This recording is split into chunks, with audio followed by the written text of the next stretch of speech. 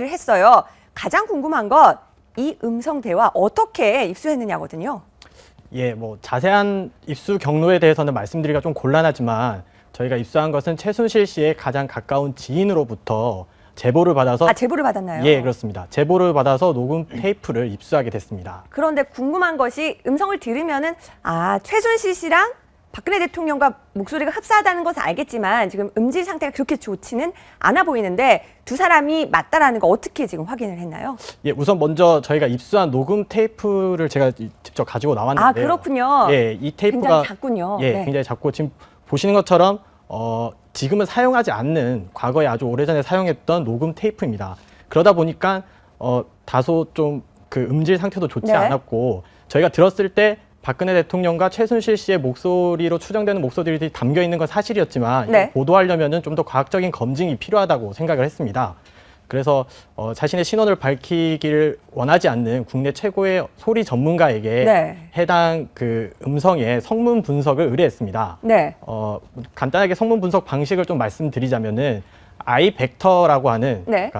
그러니까 저희 그 표현을 우리나라에? 한다면은 네. 인공지능 성문 분석입니다. 그렇군요. 예, 학회에서 가장 많이 통용되고 또 공인받는 성문 분석인데요. 그 성문 분석 방법을 통해서 결론적으로 말씀드리면 그 국내 최고 스토리 전문가의 말은 박근혜 대통령과 최순실 씨로 추정하는 것이 합리적인 추정이다. 합리적이다. 예, 그럼 90% 이상 맞다. 예, 그런 결론을 내렸습니다. 그렇군요. 자, 저희가 이 두 사람의 대화 속에서 추론할 수 있는 여러 가지 주제들을 한번 짚어볼 텐데 첫 번째가 바로 주제 보여주세요.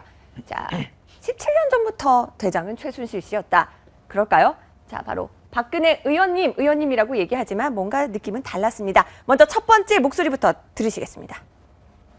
의원님이 이제 그쪽 청와대 관계자를 만나서는 안 되겠고 적극적으로 이제 한국들을 실명으로 구성했는데 그거 받아들일 수 있었거든요. 아무도 나쁠 거 없어요. 그냥 지금 그거 완전히 흐트러져갖고 무심점 상태에 나가고 그러면 대학원들에도 많은 사람들이 희망한다 그러면 그거라도 해가지고 얼대를 만들어서 나라를 끌고 가야지 어떻게 무심점을 줬어요. 그럼 이렇게 해서 이런 분들이 모여서 추진위원장을 뽑는 게 낫지 않아요?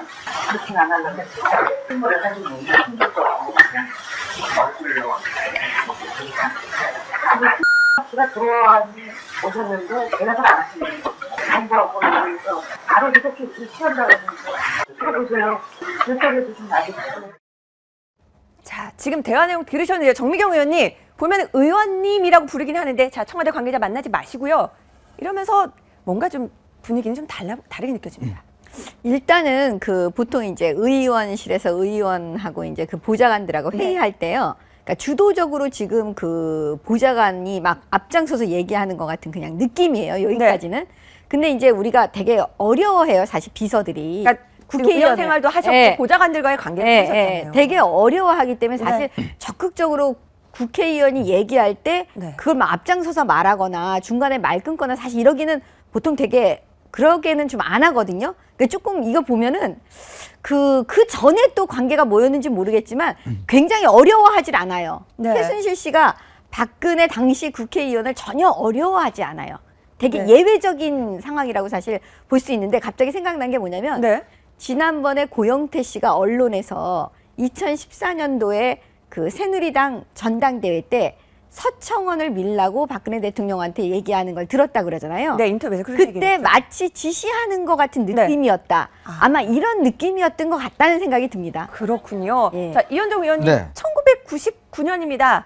박 대통령이 의원 입문한 지 한 1년 정도 된 그렇습니다. 시절인데 그때부터 정말 굉장한 영향력을 미치고 있다는 느낌이 들어요. 그 1998년도에 이제 그 대구 달성에 보궐선거가 있었죠. 당시 그때 이제 박근혜 대통령이 이제 입후보를 했는데 당시에 이제 그 국민의당, 그러니까 이제 그 당시에는 새정치민주연합이죠. 그때 이제 그 엄삼탁 후보와 이제 일전을 붙었습니다. 그래서 처음에는 이 엄삼탁 후보가 이제 그때 안기부 2차장 출신이었는데 굉장히 하여튼 그 실력자였어요. 그리고 이제 뭐 재정이라든지 워낙 이제 이 많았기 때문에 상당히 이제 박근혜 후보가 불리하다. 이런 여론조사 결과들이 많이 나왔습니다. 당시 네. 여론조사 결과만 하더라도 박근혜 후보가 떨어지는 것으로 이제 나왔었거든요. 근데 당시에 결과적으로 보면 박근혜 후보가 상당히 그 많은 표차로 일단 앞섰습니다. 그때 DJP 연합이 함께 밀었는데 불구하고 결국 엄삼탑 씨가 낙선하는 그런 상황이었거든요. 그때 상황을 보면 결국 그때 최순실 일가가 전부 다 돈을 그때 각 그 자매들마다 5천만 원씩 그때 2억 네. 5천만 원을 들여서 선거운동을 직접 지원했다. 이런 증언이 있었지 않습니까? 그때 당시에는 이제 정윤회 씨하고 함께 그 이제 최순득 씨와 함께 이제 그리고 또 이 최순실 씨의 어머니 그러니까 이 백선희 여사와 함께 그 직접적으로 현장에 지원했던 그런 사이죠. 그렇다고 본다면 아마 98년 선거는 이제 정계 입문 자체도 보면 제가 볼 때는 아마 네.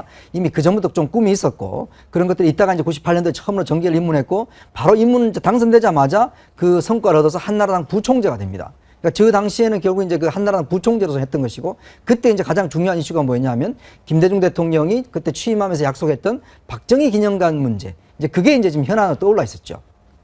네, 그렇습니다. 저희가 그 보면은 최순실 씨가 박 대통령에게 의원님이라고 얘기하는 곳들이 30분 녹취 중에서 여러 번 등장을 하는데요. 두 번째 또 의원님이라고 얘기한 대목이 있습니다. 잠시 들어보시죠. 여론이 더 불거지기 전에 의원님이 확실하게 결정을 서로 보는 게 나을 것 같아요. 그죠? 중간으로 이런 거는 때는 다 끝나버렸죠. 한참 우리 시간을 그때 그때 다 하고 이런 쪽도 많이 생기니까 있어요.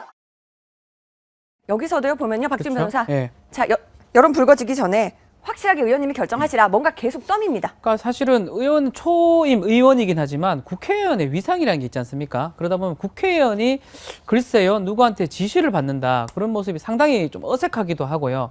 그리고 저 중간중간에 이번엔 아니고 중간중간에 남자들이 답변하는 모습들이 또 나왔었습니다.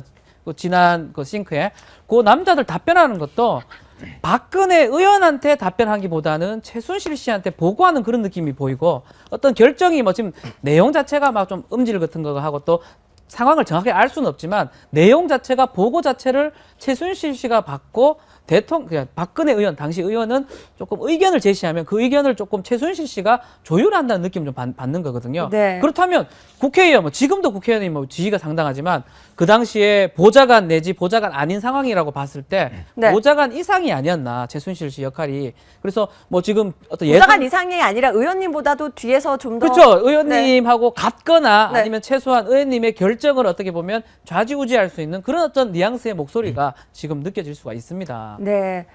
지금 박 대통령과 최순실 씨의 17년 전 대화를 들으시면서 아, 이게 최순실 씨가 맞나 좀 다시 또 의구심을 가지는 분들이 있으실 텐데요.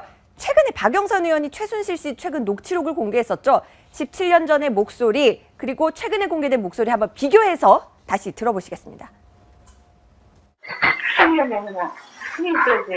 힘이 없을 힘이 없잖아요. 그 사람들 좀 인지를 하나 좀 이상한 것 같아요. 한다고 만나는 거. 끌고 나가야 돼서 굉장히 힘들 것 같아요. 큰일 그러니까 예. 그거한테 정신 바짝 차리고 걔네들이 네. 이게 완전히 그 조작품이고 얘네들이 네. 이거를 이거 훔쳐가지고 이렇게 했다는 걸 몰아야 되고 이성원이도 네. 아주 그 계획적으로 하고 돈도 요구하고 네. 이렇게 했던 저걸로 해서 네. 이걸 하지 않으면 우리를 안 시키면 다 죽어요. 자, 1999년과 2016년의 최순실 씨 목소리인데 느낌 비슷해요. 네, 느낌이 좀 비슷해요. 여기는 좀 네. 힘이 없는 그냥 네. 그 과거의 목소리인 것 같은데 그 저 보니까 느끼는 게 사실 국회에서 그 박근혜 대통령 되시기 전에 그 친박 의원들조차도 대통령 앞에서 사실은 이렇게 얘기를 자유롭게 개진을 못 하고요. 주로 듣고 되게 어려워해요, 사실. 근데 지금 저 최순실 씨 하는 거 보면 정말 좀 특별하네요. 네. 네. 뭔가 느낌이 다르다. 저희가요, 최순실 씨 목소리가 맞는지 다시 한번 좀 들려드릴게요. 처음에 얘기했던 저 의원님 하면서 박 대통령에게 얘기를 하는 바로 최순실 씨의 1999년 목소리 다시 한번 들어보시겠습니다. 의원님인데 그쪽 청와대 관계자를 만나서는 안 되겠고 절대적으로 이런 한국들은 실명으로 구성했는데 그걸 받아들일 수 있거든요. 아무도 나쁠 거 없어요. 그냥 지금 전부 완전히 흐트러져갖고 무신점 상태에 나가고 그러면 여러분들에게도 많은 사람들이 하나한다 그러면 그거라도 해가지고 얼대를 만들어서 나라를 끌고 가야지. 수도 있지 않을까요? 그럼 이렇게 해서 이런 분들이 모여서 추진위원장을 뽑는 게 낫지 않아요? 그렇게는 안 하는데 신고를 사실 힘들고 씨가 들어와 오셨는데 대답을 안 하시는 거예요.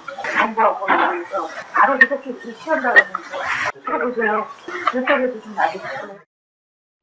자, 시청자 여러분께 다시 한번 설명을 드리면은 최순실 씨 목소리 때는 저희가 하얀 자막이 나갔고요. 그다음에 박근혜 대통령의 그 목소리는 저희가 노란 자막을 입혀서 지금 설명을 해드렸는데 보면 박 대통령 목소리는 잘 안 들리고 최순실 씨 목소리가 더 또렷하게 들리거든요. 지금 이유가 있어 보입니다, 김 기자.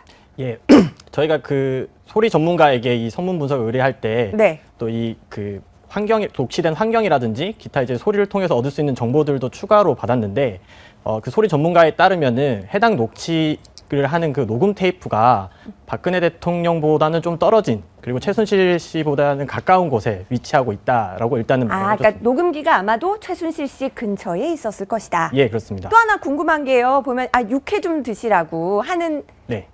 얘기가 나와요. 최순실 씨 예. 음식을 챙기는데 지금 보면은 이루어진 곳, 통화가 아니라 이제 뭔가 이 대화가 이루어진 곳이 좀 육회랑 관련 있는 곳이 아닌가 싶기도 해요. 예, 저희도 그 부분이 궁금해서 전문가에게 또 의뢰를 했는데요. 일단은 소리의 그 상태 정보를 통해서 파악한 그 녹취된 장소는 20평 규모의 콘크리트 건물이다. 그리고 주변에 주택가가 위치한 곳이다라는 정보를 일단 얻었습니다.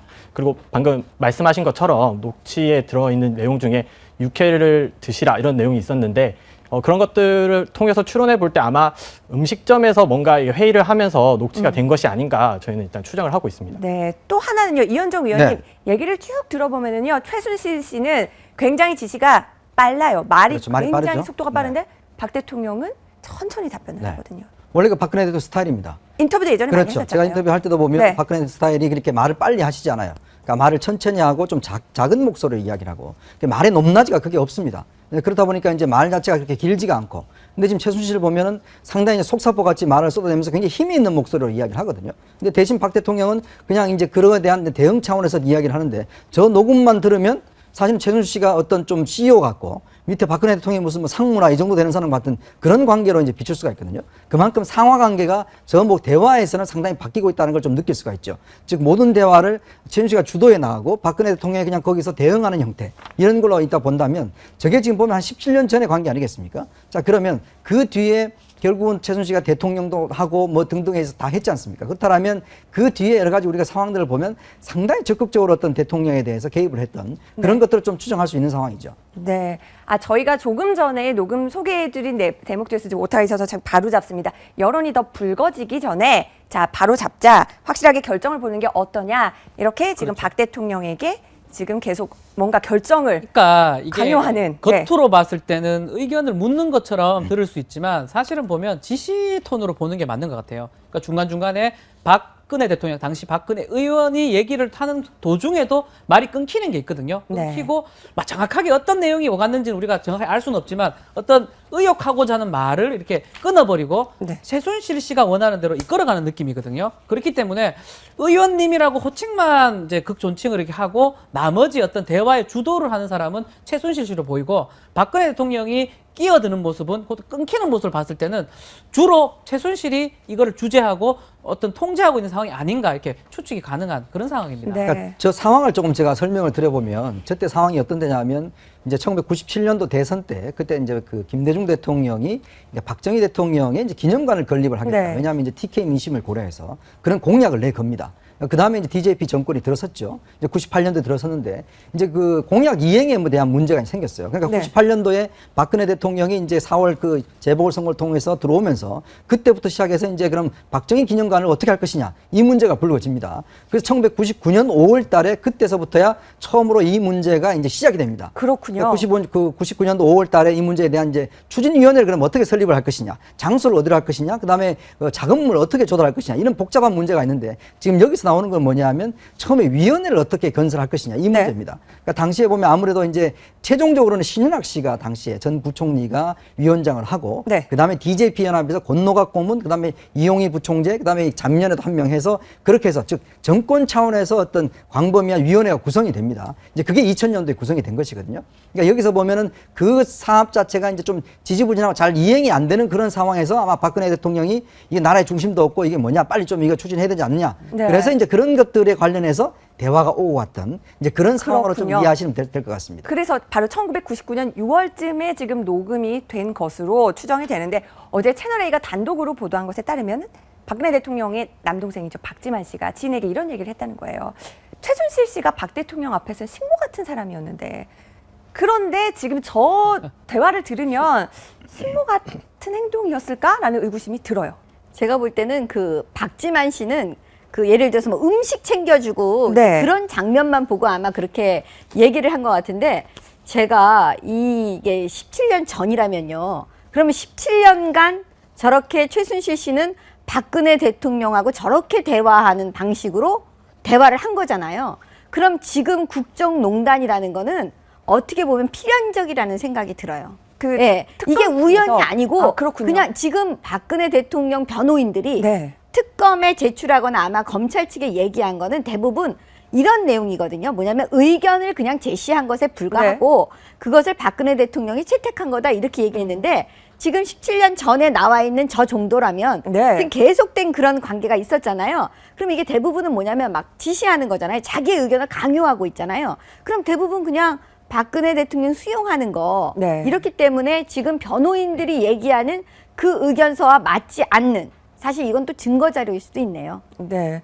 자, 아니 오늘 저희도 단독 보도 따르면 특검에서 이런 얘기를 했다는 거예요. 박 대통령 그리고 최순실 씨, 정호성 전 비서가 3자 대화를 보면 네. 거기에도 저희 보도에 따르면은 지금 박 대통령이 최순실 씨를 부를 때 호칭을 붙이지 않고 굉장히 그렇죠. 존댓말을 한다. 사실은 오랫동안 만나왔으면 4살 차이거든요. 네. 그리고 오랫동안 시녀고 시녀라고 표현했죠. 아랫사람을 대한다면 반말을 할 수 있을 가능성이 아주 높은 사이인데 그럼에도 불구하고 저 때도 지금 보면 존댓말 쓰고 있었고 17년 전에도 지금도 특검의 자료에 따르면 녹음 자료에 따르면 일단은 상호 존중을 한다는 느낌이거든요. 막 그렇다 그러면 두 사람이 오랫동안 사이가 좋아하면서도 불구하고 네. 말을 그렇게 놓지 않는다면 다른 어떤 두 사람의 관계가 그 이상이 아닌가 아니면 같거나 대등하지 않을까. 그렇기 때문에 그 의원님이라고 얘기하면 이때도 존댓말 서로 쓰고 네. 지금도 서로 존댓말 쓴다. 이거는 상당히 좀 의미 있는 내용이 아닌가 이 생각이 좀 듭니다. 아니 의존하고 있어요 지금. 의존하고 대화 있다. 내용이 심리적으로. 예, 심리적으로 굉장히 의존하고 있잖아요. 네. 근데 이게 17년간 계속 이런 관계를 가졌다면 그냥 한 몸이라는 생각이 드는 거죠. 그러니까 그 지금의 현재 이런 상황이 우연이 아니었어요. 제가 보니까. 그러니까 이제 전혁 전 의원이 그런 증언을 하지 않습니까? 네. 대통령이 뭔가 상황이 막 복잡하고 뭐 어려운 일에 처했을 때 자꾸 어디로 전화를 한다는 거 아니에요? 그러니까 그렇게 계속 되다 보니까 나중에 전혁 의원이 뭔가 결정을 못 하고 있을 때 빨리 좀 전화 좀 하고 오세요라고 네. 이제 본인이 이야기를 했다. 진짜 그러니까 구속 가서 전화를 하고 오더란 거 아니에요? 이제 그런 걸로 비춰보면 자기가 스스로가 의사 결정을 못 내리고 계속 최순실 씨한테 대한 의존하는 거. 근데 최순실 씨 보면은 말 자체가 보면 굉장히 딱딱 부러집니다. 네. 그러니까 이렇게 하시고 이렇게 하고 네. 결정 자체를 하는데 대통령 이야기는 그냥 이것도 이렇게 저렇고 뭔가 결정을 못하는 그런 어떤 말투가 좀 나타나고 있는 것 같습니다. 그렇습니다. 자, 박근혜 대통령의 말을 끊고 얘기하는 최순실 씨의 목소리 다시 한번 들어보시죠. 그래서 전국적으로 이렇게 그런 거기 생각은 그 예전 폐경제대로 아까 주시니까 그 서클 식으로 그 마을을 소통을 하고 여기 결정된 건 받아먹고 있던 기지를 찾아주고 자, 박근혜 대통령이 이제 국민들 관련해서 얘기를 하는데 그걸 툭 짜주고 지금 구미 예산 얘기를 하거든요. 아니 지금 보통 보좌가 아니면 의원님 말씀하실 때 이렇게 끊는 보좌가 있었습니까? 아니 그렇게 못하니 그럼 잘리죠 큰일 나죠. 대부분. 네. 그렇게 못해요 사실. 네. 굉장히 그래서 지금 보니까 이제 조금 저도 이해가 좀 되는데 네. 그 결정을 늘 대신 해준 게 아닌가. 그러니까 최순실 씨가 박근혜 대통령의 그 결정을 최순실 씨가 대신 해준 게 아닌가 하는 지금 이 음성을 들으시면서 네 그런 이제 생각이 많이 들고 정미경 의원님한테는 이런 대화를 할 때 이렇게 말 끊고 이렇게 얘기해 주시는 분이 옆에 계셨어요? 그러니까 아니 이제 여러 가지 보통은 생각이 들 사실은 것 같아서. 제가 더 말을 많이 하기 때문에 네. 그거는 이제 성향이 틀리니까 뭐라고 얘기할 수는 없는데 네. 아마 어떤 국회의원 시일일지라도 네.